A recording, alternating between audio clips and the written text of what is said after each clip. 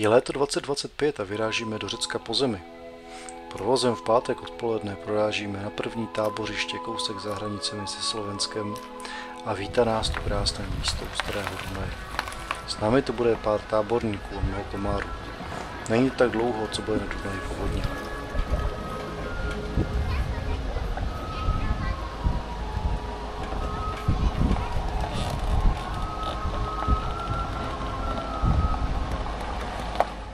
Ráno nás vítá sluníčko a místní průvodce z lodí, který mě z kluky kousek svezl. Sem si myslím určitě ještě vrátíme. Plavba po Dunaji a jedním z jeho ramenou.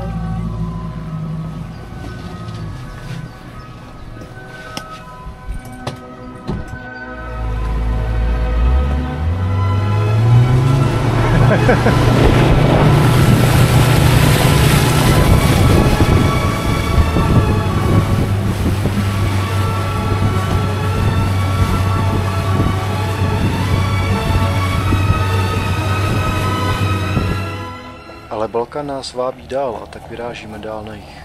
Trošku se zamotáme v Děru, cestu dáme rychlou koupačku v Tatě a ve 40 prosvištíme zbytkem Maďarska směrem k chorvatským hranicím.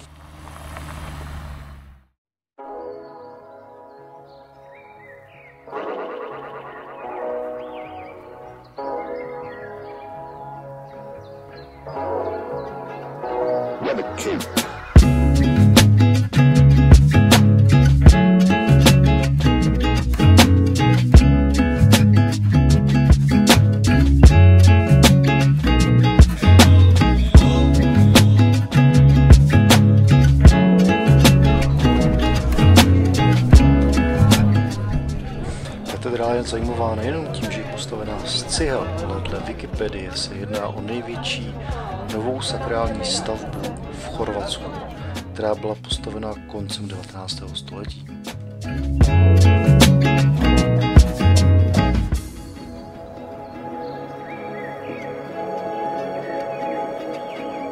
Bosenské hranice jsou první místo, kde musím skutečně vytáhnout pas.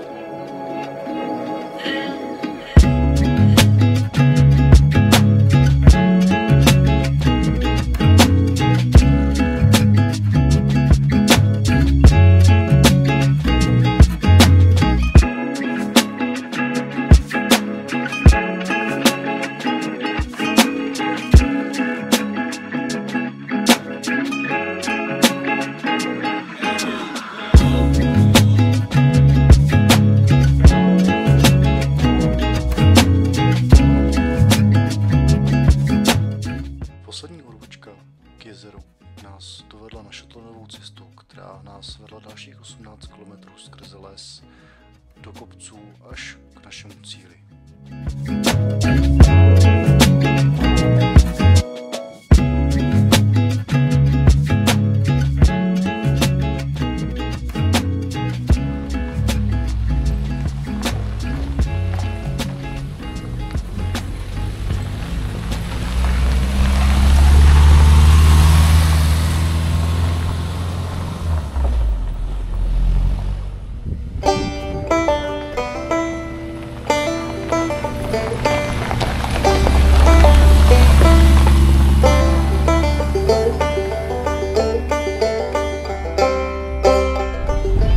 Jezero, nebo to, co se spíštilo kolem nás, to nás opravdu překvapilo.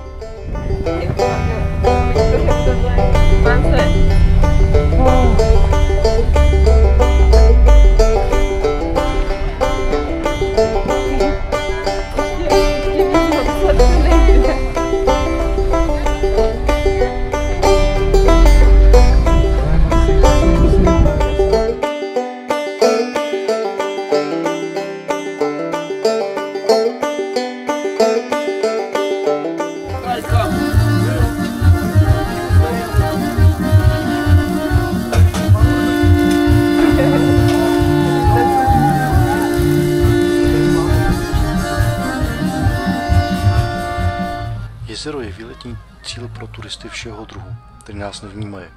Nakonec jsme zhodnotili naše šance na klidnou noc nebudou velká a zamířili jsme do údolí a sestup jakoby předznamenával asi nejnižší bod našeho výletu.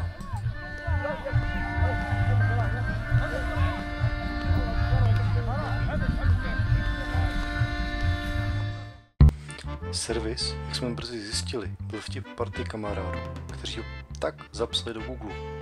Ale údajný mechanik nakonec přinese hadičku, která pasuje, vyměníme, odveze mě do prodejny autodílů, kde nakoupíme 17 litrů chladící kapeliny a destilované vody. Po ozdušení můžeme pokračovat dál.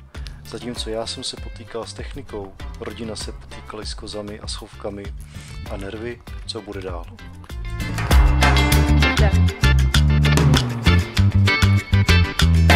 No, takhle se suší vlastně sláma, jsou takový domečky.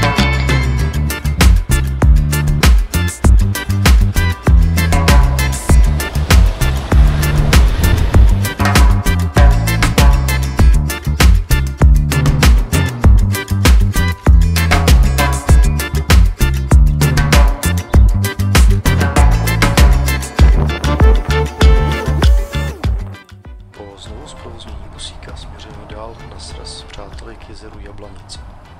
A sem se rád vrátí.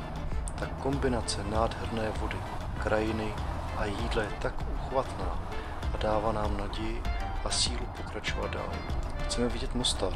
Je to sice zajížďka.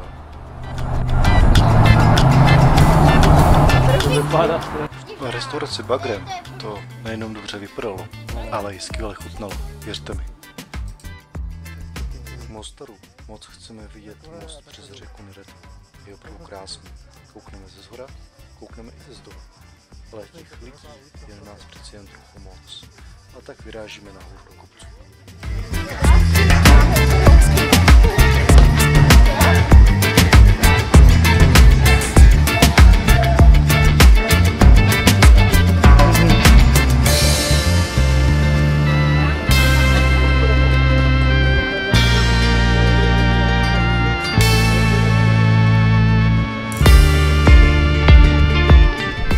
Žádný odvážlivec zrovna z mostu neskákal, tak jsme šli aspoň dolů se smočit.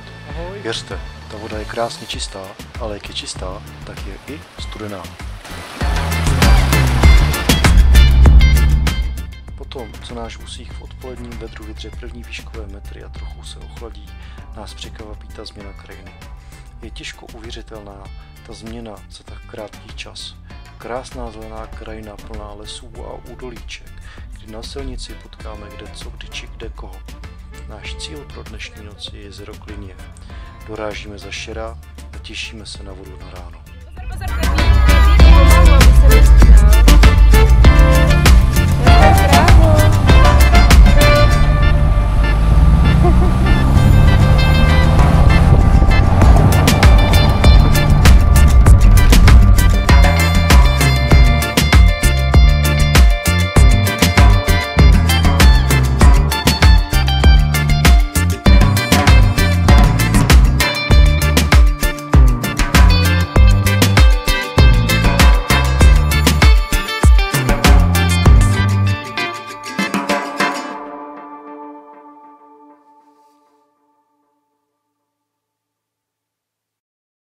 Klamálně nejsme.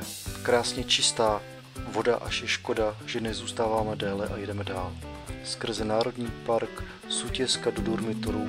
Vzdušnou čarou je to sice jenom 35 km, ale po zemi víc 130. Jak bylo v Černé Hoře a dál na jihu, o tom až příště. Tak ahoj.